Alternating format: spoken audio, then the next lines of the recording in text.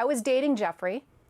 He was always talking about Donald. It was his bestie and everything. And he was joking about how Donald thought I was hot and Donald thinks I'm this or whatever, you know, wants to talk to you. And he was telling me this as we were taking a walk down Fifth Avenue one day.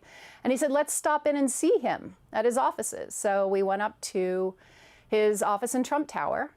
And within a couple of minutes, Donald was outside of his door.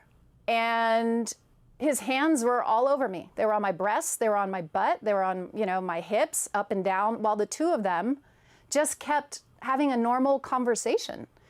I don't remember exactly what was in the conversation. Again, this was, you know, we're talking 90, this is 93 now.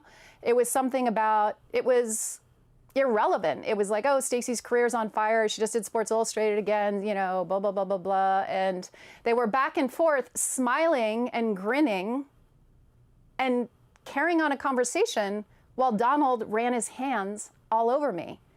And, you know, when that happens in broad daylight in someone's office and an assistant's walking back and forth, you're in shock. If it happens in a dark alleyway, right, you defend yourself. But when it's hidden in its brazenness like that, which is Donald Trump's forte, you know, you go into shock. So I froze, and it was over and very quickly. It was a few minutes. And then we got back in the elevator, and Jeffrey's energy had changed. He was like seething. He was enraged. He wouldn't make eye contact with me.